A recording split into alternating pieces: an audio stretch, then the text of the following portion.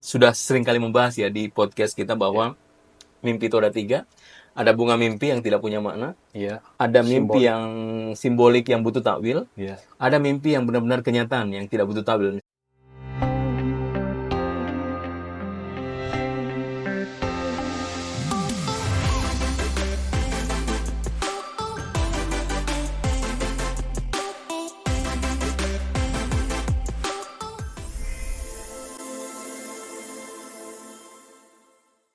Assalamualaikum warahmatullahi wabarakatuh. Hari ini kita kedatangan guru kita, Kak Nur Jabir, Direktur Rumi Institute. Teman-teman sudah pasti tidak asing lagi dengan wajah beliau yang sering muncul di layar channel kami. Nah, hari ini kita akan membahas lanjutan video kami sebelumnya yang mencoba mengkaji buku Sufisme Ibnu Arabi yang ditulis oleh Toshiko Isutsu. Sebelumnya kita sudah bahas terkait dengan apa yang kita saksikan secara fenomena, secara indrawi, dan apa yang kita pikirkan terhadap realitas di luar diri kita dalam pandangan Ibnu Arabi yang kemudian banyak disampaikan oleh Isutsu. Tidak lain hanyalah sebuah ilusi, mimpi, atau imajinasi. Nah, pada kesempatan hari ini masih di bab 1 terkait dengan mimpi dan kenyataan. Di buku ini gimana ya Isutsu ataupun dalam hal ini Ibnu Arabi menjelaskan takwil mimpi antara Nabi Yusuf dan Nabi Muhammad? Ya. Terima kasih. Kita masih di bab 1 tentang mimpi dan kenyataan, dan memang benar di buku ini Toshiko mencoba untuk membandingkan antara mimpi menurut Nabi Yusuf alaihissalam dengan mimpi terkait dengan Rasulullah, cuma dalam konteks tentang penakwilan. Penakwilan. Nah, kita bahas kemarin, biasanya yang disebut takwil itu adalah dari alam mimpi ke realitas kenyataan, dan nyata itu adalah di dunia. Misalnya semalam saya mimpi ada di sini, besoknya saya benar-benar di sini, kan? Jadi takwilnya seperti ini. Atau kalau kita masuk ke Nabi Yusuf waktu itu beliau mimpi ada matahari, bulan, dan bintang-bintang. Nah, setelah beliau menjadi raja, beliau mengatakan hazat ta'wilir ru'yaya min qabl. Ini takwil mimpiku sebelumnya. Jadi takwil itu apa? Takwil itu adalah dari bagaimana dari alam mimpi menuju realitas yang ada di dunia nyata, dan nyata itu adalah apa yang terjadi di dunia. Seperti itu. Nah, Toshiko ingin membandingkan tentang penakwilan menurut Nabi Yusuf alaihissalam dengan takwil yang disampaikan oleh Rasulullah. Di buku ini diawali dengan an-nasu niyamun idza matu intabahu, kebanyakan manusia tertidur, mereka tersadar ketika mereka mati. Nah, jadi ini ada penakwilan yang terbalik. Maksudnya begini, kalau Nabi Yusuf dari mimpi ketika tertidur, di mana nyatanya adalah di ketika dia menjadi raja di dunia. Jadi takwil itu adalah suatu proses dari alam mimpi ke alam nyata di dunia. Nah, tapi kalau Rasulullah an-nasu niyamun idza matu intabahu, kebanyakan manusia tertidur, mereka sadar ketika mati, justru sebaliknya. Takwil itu dari alam yang kita anggap dunia ini yang nyata, justru dikembalikan ke sebelumnya, akarnya, asalnya.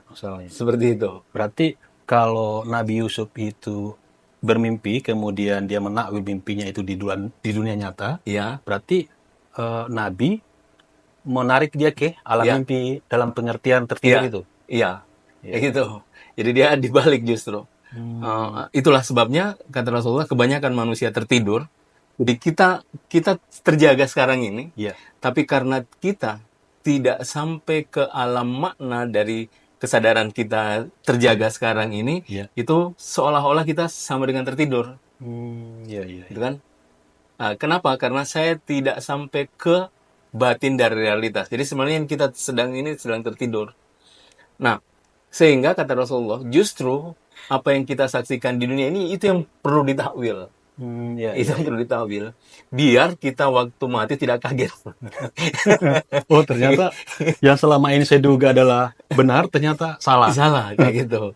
kayak gitu. Nah, itu penawilan. Jadi Toshiko Isuzu ingin membandingkan bagaimana proses takwil yang terkait dengan Nabi Yusuf alaihissalam Ya, dengan proses takwil yang terjadi yang berdasarkan hadis yang dari Rasulullah. ya, Nah, dua perbandingan inilah dari mimpi ke realitas dunia. Ini Rasulullah dari dunia dikembalikan lagi ke realitas mimpi. Untuk kembali kepada bab yang sedang dijelaskan ya. Toshiko Isuzu tentang mimpi dan nyata. Hmm, Yang mana sih yang lebih real? ya, Nah, ternyata lebih batin, dia lebih nyata. ya, Itu kan kalau Rasulullah ini justru mimpi yang nyata itu adalah ketika kita di alam mimpi dan mimpi itu kita kembali lagi ke alam selanjutnya terus jadi semakin ke batin dia semakin nyata, ya, semakin nyata. Dan kita akan melihat hierarki tingkatan ini dan di awal ini kan Ibn Arabi ingin menjelaskan bahwa apa yang kau saksikan adalah persepsi dalam persepsi, imajinasi dalam dalam imajinasi. iya, iya. Seperti itu. Jadi sebenarnya alam mimpi dalam pengertian kisah Nabi Yusuf juga itu adalah sebenarnya juga bukan hakikat ya, karena selalu ada, karena hakikat itu adalah batin ya. Padahal kan batin seperti Kak tadi sampaikan, batin itu kan ada terus bertingkatan. Ya. Iya, Ya, tinggal kita melihatnya Nabi Yusuf dari iya. batin ke nyata yang disebut dengan dunia. Kalau Rasulullah ini Dari dunia kebalikannya. Dari dunia kemudian dia kembali ke batin lagi, lagi. mimpi. Iya, Kemudian mimpi itu kan alam khayal. iya. Dalam khayal kembali lagi ke alam ukhrawi. Aduh. Terus seperti itu. Jadi semakin dalam dia akan semakin batin. Kalau saya mungkin kita bertanya ya, Hmm. kira-kira ada tidak ya akhir dari batinnya ini? Maksudku perjalanan batin kita ini apakah Nah, ada batasnya atau kayak gimana itu? itu sangat tergantung kita sedang berbicara objek apa. Kalau ke Tuhan tak bertepi. Nah, iya, iya, Kalau yang dimaksud adalah diri saya tentu ada batasan karena saya terbatas iya, gitu. Karena objek saya terbatas. Jadi karena objek saya terbatas, tentu perjalanan saya ada batasnya. iya. Tapi kalau yang dimaksud adalah objek ilahi, tentu tak bertepi. Tapi, Dan kalau yang dimaksud adalah perjalanan saya menuju Tuhan, berarti saya berjalan menuju hakikat yang tak bertepi. iya, karena ini saya pertanyakan karena ada di kolom komentar yang bertanya bahwa yang namanya kesadaran kita terhadap ilahi atau Tuhan itu pasti terbatas. Jadi kita akan pasti menduga-menduga bahwa inilah kesadaran. Itu betul, cuma eh, yang sisi lain yang mesti kita lihat bahwa ada satu bentuk perjalanan yang perjalanan itu akan membuka keluasan. Jadi, menurut saya jangan sampai kita belum berjalan, Iya. kemudian kita mengatakan Nah, terbatas. terbatas kan? Nah, itu Berjalan aja problem. dulu. Nah, itu problem. Karena ini adalah sesuatu yang bisa kita Iya, alami, arungi, dan iya, lewati seperti itu. iya. Ini kan tadi soal kisah Nabi Yusuf ya, dengan dibandingkan mimpinya dengan Nabi Muhammad. Karena ada beberapa nabi juga ini. Ya. Kayaknya yang sering dikutip itu kisah Nabi Ibrahim. Nah, Nah, itu gimana, Kak? kebetulan di buku ini di bab mimpi dan kenyataan oleh Toshiko Kotsu juga membahas tentang Nabi Ibrahim ketika beliau bermimpi anaknya Ismail dan beliau dalam mimpi itu melihatnya disembelih. Disembelih, ya. Dan memang yang menarik bahwa pertama kita sadar bahwa tidak ada agama yang mengatakan untuk memperbolehkan seorang ayah membunuh anaknya. Iya, betul. Kayak Itu ngeri sekali itu. gitu kan. Dan ini memang yang menakjubkan karena kisah ini justru ada di dalam agama gitu kan. Nah, sehingga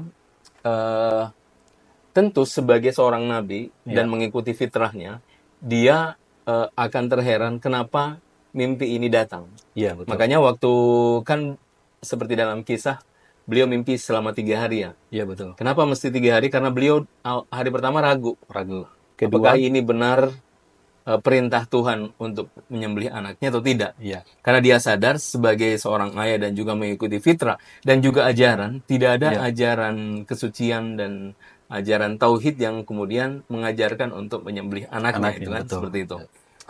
Nah, sehingga beliau ragu, tapi hari kedua muncul lagi mimpi lagi. iya, Nah, kemudian hari ketiga mimpi lagi.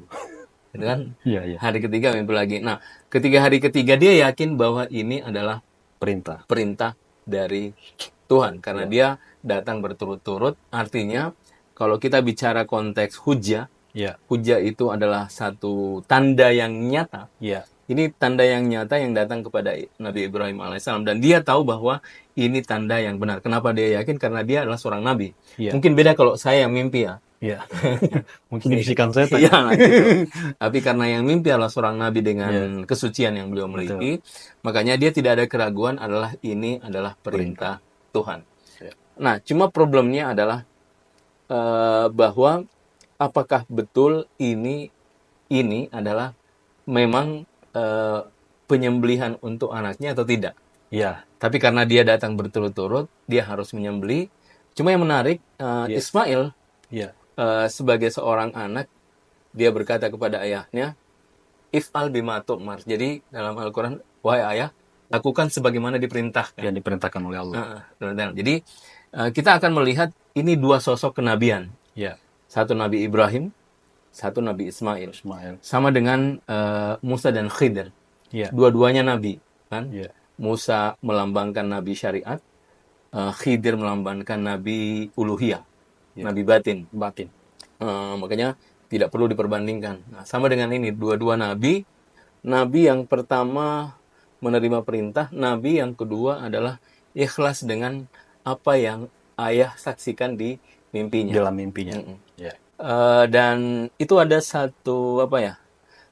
Satu dalam oleh Tafsir Qudsi ini ada permainan takwil yang menurut saya di sini justru pesan yang ingin disampaikan oleh Ibn Arabi Ya. bahwa sebenarnya jadi kalau selama ini kita mengatakan bahwa ujian terbesar adalah penyembelihan, ya, justru kita akan lihat menurut Tafsir Qudsi karena dia seorang nabi, ujian terbesarnya itu bukan penyembelihan, tapi ujian terbesarnya adalah apakah beliau mau menakwil atau tidak. ya, Jadi ujian terbesar ini adalah tentang penakwilan. ya, Artinya begini, sejak awal perintah dari Tuhan itu sebenarnya bukan penyembelihan anaknya, Ya. tetapi memang sejak awal domba.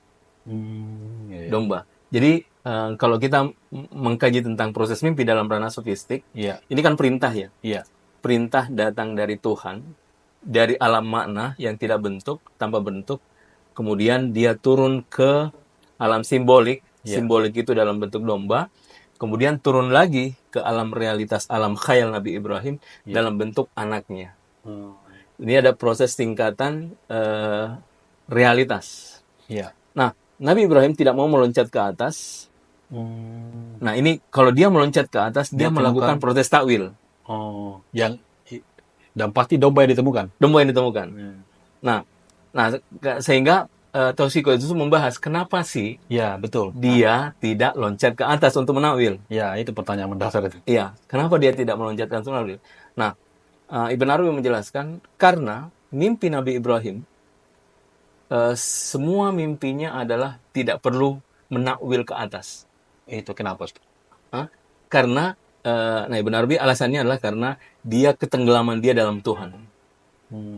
Jadi ketenggelaman dia di dalam Tuhan itu sehingga sebelumnya semua mimpi-mimpinya itu mimpi-mimpi yang tidak perlu takwil. Oke. Jadi kita kan sudah sering kali membahas ya di podcast kita bahwa mimpi itu ada 3. Ada bunga mimpi yang tidak punya makna. Ada mimpi yang simbolik yang butuh takwil. Ada mimpi yang benar-benar kenyataan yang tidak butuh takwil. Misalnya tadi malam saya bermimpi podcast seperti ini, besoknya ternyata benar. Itu bentuk mimpi yang tidak butuh takwil. Mimpi yang butuh takwil itu adalah seperti Nabi Yusuf. Nah, tapi ketika Nabi Ibrahim mimpi tentang penyembelihan anaknya ini seperti mimpi Nabi Yusuf yang butuh takwil. Butuh takwil. Nah, cuma kenapa beliau tidak takwil? Karena mimpi sebelumnya dia tidak pernah mimpi yang butuh takwil. Mimpi Nabi Yusuf ini, Nabi Yusuf kan melalui simbol-simbol ya, kayak melihat matahari, melihat bulan, bintang, dan seterusnya.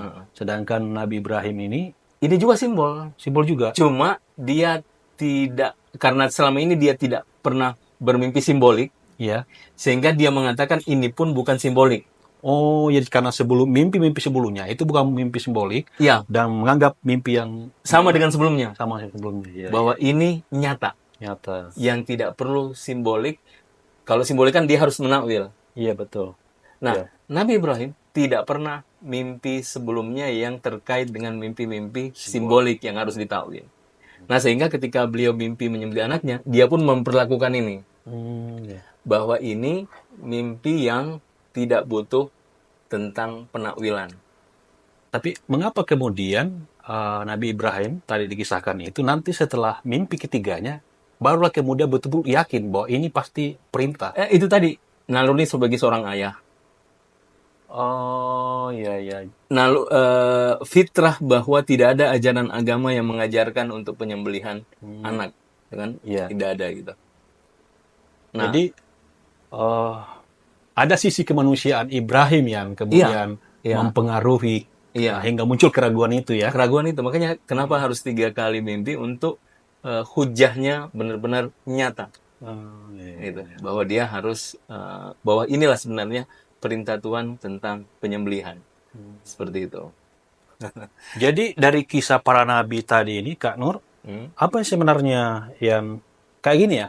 Kan kita pahami bahwa para nabi itu kan istilahnya gurunya itu adalah langsung dari Tuhan. Heeh. Terus mereka ini kan tersucikan. Mengapa di antara mereka, tanda kutip ya, masih ada yang ternyata keliru atau salah kayak gitu? Sebenarnya ini bukan persoalan keliru dan salah sebenarnya. Ya. Tapi ini adalah proses bahwa setiap nabi itu ada ujiannya. Oh, iya, iya, iya, iya. Kan dalam ayatnya hadzalah huwal bala'ul mubin. Iya. Ini ujian yang nyata. Kan? Jadi semua kenabian itu pasti ada ujiannya. Tidak ada nabi yang tidak diuji. Iya. Kalau tidak diuji, mungkin semua orang berhak menjadi nabi. Iya, iya. Cuma, Makanya gini, Kak. Walaupun mungkin diuji, pasti mereka lolos. Maksudnya gini kan, mereka kan sudah sejak awal ya, sejak penciptaan mereka sudah hampir ya mereka para maksum kan, orang yang suci. Jadi mungkin ada pemaknaan yang berbeda, kekeliruan tanda kutip, kesalahan Nabi Ibrahim atau Yusuf misalnya dalam menakwil mimpinya dengan kesalahan orang-orang seperti saya misalnya, orang-orang seperti umatnya. Itu saya maksud. Itulah ujian. Ujian itu bukan dalam kategori dosa, benar salah. Iya, iya. Oke, benar salah. Ini yang saya mau kaitkan. Ketika diuji itu justru untuk mengangkat makomnya. Bukan diuji misalnya seperti saya yang harus nauzubillah apa ya? Membunuh kucing misalnya. Kejamnya, membunuh kucing itu. Kan? Gitu. Iya. Kan? Iya.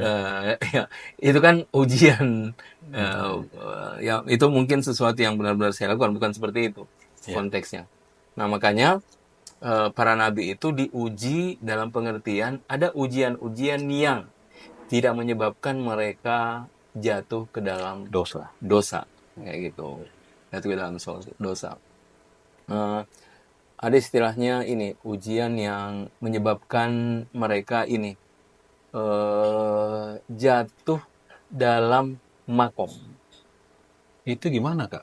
Misalnya begini, jatuh misalnya ketika Tuhan menyuruh wahai Adam jangan dekati pohon itu. ya khuldi kan. Khuldi. Jadi la taqrabah hadhihi syajar, jangan dekati ini. Nah, tapi yang menarik bahwa dia harus memakan itu biar dia jatuh. Iya kan? Biar jatuh ke bumi gitu. Gitu kan? Iya. Gitu. Nah, makanya bahasa Quran setelah dia jatuh fa'aso Adam. Itu bahasa Quran. Dan Adam itu berbuat maksiat. Tapi ini bukan berbuat maksiat yang kemudian membuat dia masuk neraka, bukan. Iya. Makomnya jatuh. Yang awalnya dia di surga jatuh ke dunia. Ke dunia. Itu aja. Bukan menyebabkan dia jatuh masuk ke dalam neraka. Kalau dosa kan orang masuk neraka. Ini jatuh tapi makomnya jatuh dari surgawi ke dunia. Itu simbolik dari makom surgawi turun ke makom dunia, seperti itu. Jadi saya penasaran nih, Kak. Ini kan terkait dengan kisah Nabi Adam. Yang kita pahami selama ini, yang kita pahami, Nabi diutus, Adam itu diutus, bukan dihukum dalam dihukum ke bumi kayak gitu, tapi dia diutus. Itu gimana? Itu betul. Cuma kan semua memiliki proses bagaimana sesuatu itu kemudian dia turun ke bawah seperti itu. Itu semua menjadi satu proses seperti yang dalam kisah Adam dan juga dalam nabi-nabi lainnya. Itu pasti ada pesan-pesan Tuhan yang Tuhan ingin sampaikan Iya. di dalam proses tersebut. Ini mungkin yang terakhir, Kak. Saya masih penasaran, mungkin juga teman-teman di penonton juga penasaran. Eh, ini kan kisah para nabi ya. Maksudnya, apa sih yang sebenarnya ingin mau ditunjukkan nabi? Ini kan, kalau nabi kan sudah selesai ya. Nah, nabi kan pasti ada umatnya, ada pengikutnya. Jadi, apa yang hendak mau disampaikan dari kisah ini kepada umat manusia? Ada banyak hal tentunya dalam aspek ma'rifat, Ya, saya pengetahuan karena seperti yang kita bahas dalam buku Sofisme Toshi Koizutsu, kenapa beliau mengawali tentang mimpi dan nyata ya, untuk menggambarkan bahwa persepsi kita yang terhadap realitas ini yang kita anggap nyata ternyata itu adalah satu bentuk khayal. ya, Khayal yang kalau khayal itu mesti saya harus menakwilnya sehingga sampai kepada hakikat kenyataannya. Makanya dia membahas mimpi panjang lebar termasuk dalam penawilan untuk menjelaskan sebenarnya nyata itu adalah terkait dengan realitas batin. Jadi kalau kita mengikuti proses penciptaan dari alam ruh, alam barzah, kemudian dunia, ya, ini kan proses dari atas ke bawah. Nah, begitupun sebaliknya, dari ke bawah ke atas itu akan lebih nyata. ya, Sebagaimana asal muasal penciptaan seperti itu. ya, Dari hakikat yang paling batin, lalu kemudian dari batin ini turun menjadi realitas yang kita anggap nyata. ya, ya. Kan? Tapi kalau kita naik ke atas, itu sebenarnya sesuatu yang nyata, karena dia adalah asal. Iya, iya. Jadi Asal. kalau mungkin saya sederhanakan, sebenarnya tidak sederhana sih. Jadi intinya itu para nabi itu sih untuk mengajak orang kepada asalnya, Iya, betul. kepada ilahi. Iya. Ya, mungkin seperti itu, Kak Nur. Ya, kata Rumi, suatu hari nanti semua orang rindu ke kampung Halaman. halamannya. Iya. Dan kampung halaman itu adalah Ruh. Ru.